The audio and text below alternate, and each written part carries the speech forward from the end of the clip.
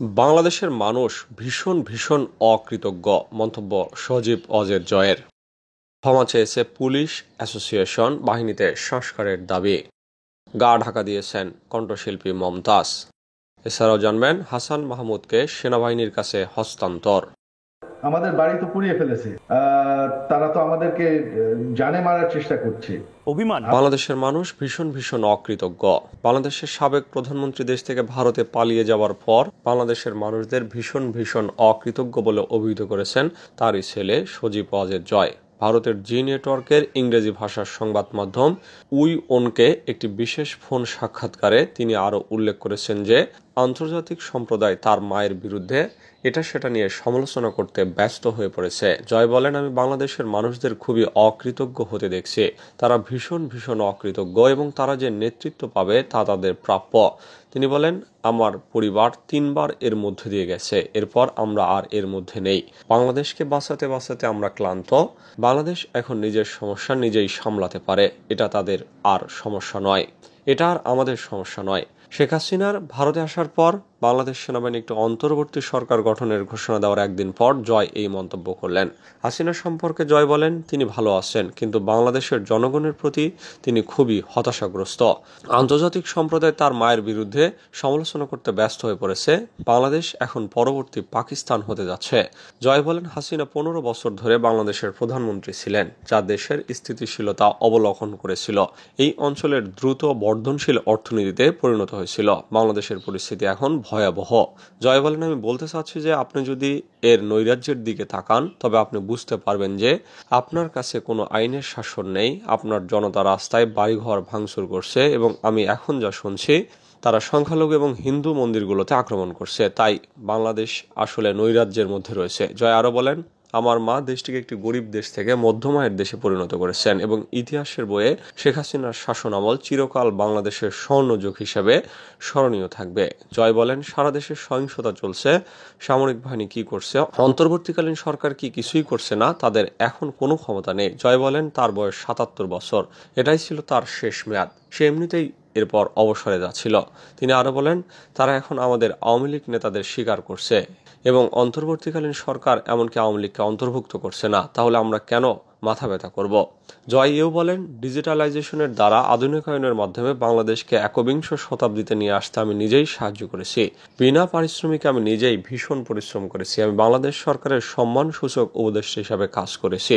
বাংলাদেশ সরকারের কাছ থেকে একটি পয়সাও নেইনি এবং ডিজিটাল বাংলাদেশ গড়তে পেরেছি। ডক্টর ইউনূসকে প্রধান করেই অন্তর্বর্তী সরকার।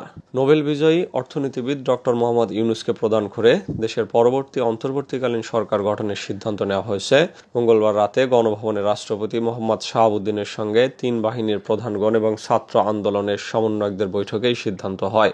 রাষ্ট্রপতির প্রেস সচিব জয়নাল আবেদিন এই তথ্য নিশ্চিত করেছেন। কোটা সংস্কার আন্দোলনের নেতৃত্ব দেওয়া বৈষম্য বিরোধী ছাত্র আন্দোলনের সমন্বয়কদের 15 সদস্যের একটি দল গতকাল সন্ধ্যায় 6টায় বঙ্গভবনে যায়। এর 1.5 ঘন্টা পর সন্ধ্যা 7:30টার দিকে বঙ্গভবনে প্রবেশ করেন 3 বাহিনীর প্রধানগণ।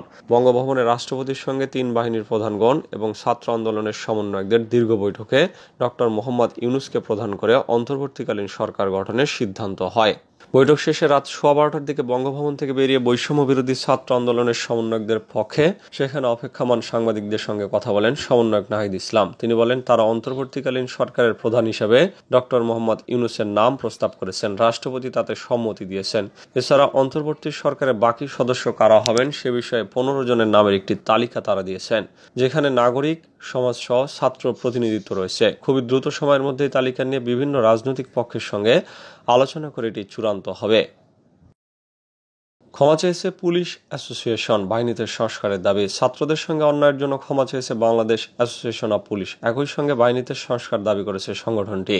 মঙ্গলবার বাংলাদেশ পুলিশ অ্যাসোসিয়েশনের প্যাডে গণমাধ্যমে পাঠানো এক বিজ্ঞপ্তিতে এই দাবি জানানো হয়। বাংলাদেশ পুলিশের কর্মরত ইন্সপেক্টর থেকে অধস্তন কর্মকর্তাদের সংগঠন বাংলাদেশ পুলিশ অ্যাসোসিয়েশন। এতে যে কোনো সংকট সংগ্রামে বাংলাদেশ পুলিশ দেশবাসীর পাশে থাকবে জানানো হয়। সংবাদ বিজ্ঞপ্তিতে তারা বলেন, আমরা বাংলাদেশ পুলিশের অধীনস্থ অফিসার। আমরা প্রথমেই বৈষম্য বিরোধী ছাত্র আন্দোলনের সব সৈনিককে অভিনন্দন জানাই দেশ থেকে স্বৈরাচার উৎখাত করার জন্য। এই আন্দোলনে নিহত প্রতিটি ছাত্র ভাইয়ের রুহের মাগফিরাত কামনা করি। আহতদের দ্রুত সুস্থ সুস্থতা কামনা করছি। চাকরি জীবনে তারাও বৈষম্যের শিকার দাবি করে বলেন, দেশ থেকে ফ্যাসিবাদ বিতাড়িত হয়েছে, তাই আজ কথা বলার সুযোগ পেয়ে আবারও সব ছাত্র জনতাকে বাংলাদেশ পুলিশের অধীনস্থ কর্মকর্তাদের পক্ষ থেকে রক্তিম শুভেচ্ছা জানাচ্ছি। বিজ্ঞপ্তিতে আরও বলা হয়েছে, রাষ্ট্র যে আইন তৈরি করে তা বাংলাদেশ পুলিশের মাধ্যমে রাষ্ট্র প্রয়োগ করে থাকে। আইন প্রয়োগ করতে গিয়ে জনসাধারণের সঙ্গে রোষের সৃষ্টি হয়। আমরা প্রকৃতপক্ষে নিয়োগের শুরু থেকে সার্জেন্ট, সাব ইন্সপেক্টর সহ নিম্নপদস্থ কর্মকর্তা কর্মচারীরা সিনিয়র অফিসারদের অথবা রাজনৈতিক নেতাদের স্বার্থ হাসিলের বাহক হিসাবে কাজ করতে বাধ্য হই। সেটি বৈধ হোক আর অবৈধ হোক, যে কোনো আদেশই পালন করতে হয়। আমাদের অফিসাররা বেশিরভাগ ক্ষেত্রেই দলীয় পরিচয় দুষ্ট। আমরা বর্তমান কোটা সংস্কার আন্দোলন সহ যে কোনো আন্দোলনে কোনো সাধারণ মানুষকে সরাসরি গুলি করতে না চাইলেও সেটি বাধ্য করতে হয় দলীয় এজেন্ডা বাস্তবায়নের জন্য। আমাদের দেশবাসীর কাছে ভিলেনে রূপান্তরিত করা হয়। আমরা কোটা সংস্কারের মতো পুলিশ বাহিনীর সংস্কার চাই। গা ঢাকা দিয়েছেন মমতাজ। পদত্যাগ করে দেশ ছেড়ে পালিয়েছেন সাবেক প্রধানমন্ত্রী হাসিনা। পতন ঘটে আওয়ামী লীগ সরকারের। সরকার পতনের পর সরকারের মন্ত্রী এমপিরাও অনেকে বিদেশে পালিয়েছেন। যারা পালাতে পারেননি তারা দেশের মধ্যে নিরাপদ স্থানে লুকিয়ে। আওয়ামী লীগ স্বৈরশাসনের কালে শেখ হাসিনার আস্থাভাজন এবং জাতীয় সংসদ এবং দলীয় অনুষ্ঠানগুলোতে চটকদার গান গেয়ে বহুল আলোচিত হন জনপ্রিয় কণ্ঠশিল্পী মমতাজ। বিভিন্ন সূত্র থেকে দাবি করা হচ্ছে, জনরোষ থেকে বাঁচতে ইতিমধ্যে দেশ ত্যাগ করেছেন মমতাজ। আবার বলা হচ্ছে, বিদেশ পালাতে ব্যর্থ হয়ে দেশেই আত্মগোপন করেছেন তিনি। বিদেশ পাড়ি দেওয়ার চেষ্টায় রয়েছেন।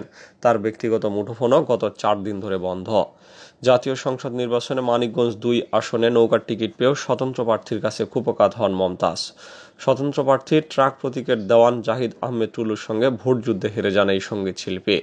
পরে শেখ হাসিনার বিশেষ বিবেচনায় সংরক্ষিত নারী আসন 15 থেকে জাতীয় সংসদ সদস্য নির্বাচিত হন 2014 সালের 19 মার্চ। হাসান মাহমুদকে সেনাবাহিনীর কাছে হস্তান্তর। দেশ ছেড়ে পালানোর চেষ্টাকালে হযরত শাহজালাল আন্তর্জাতিক বিমানবন্দরে আটক হয়েছেন সাবেক পররাষ্ট্রমন্ত্রী ও আওয়ামী লীগের যুগ্ম সাধারণ সম্পাদক ডক্টর হাসান মাহমুদ। মঙ্গলবার বিকালে ইমিগ্রেশন পুলিশ তাকে আটকে দেয়। বিমানবন্দর সূত্রে বিষয়টি নিশ্চিত হয়ে গেছে। বিমানবন্দরের দায়িত্বরত বিমান বাংলাদেশ এয়ারলাইন্সের এক কর্তা জানান, দিন দুপুরের দিকে দেশ ছাড়ার জন্য বিমানবন্দরে যান ডক্টর হাসান। সেখান থেকেই তাকে আটক দেওয়া হয়। তিনি জানান, রাত 8:30টার দিকে হাসান মাহমুদকে হস্তান্তর করা হয় সেনাবাহিনীর কাছে। এর আগে সাবেক তথ্য এবং যোগাযোগ প্রযুক্তি প্রতিমন্ত্রী জুনাইদ আহমেদ পলক আটক হন বিমানবন্দর থেকে। ভিআইপি লাউঞ্জ ব্যবহার করে ভারত যাওয়ার চেষ্টা করেছিলেন তিনি।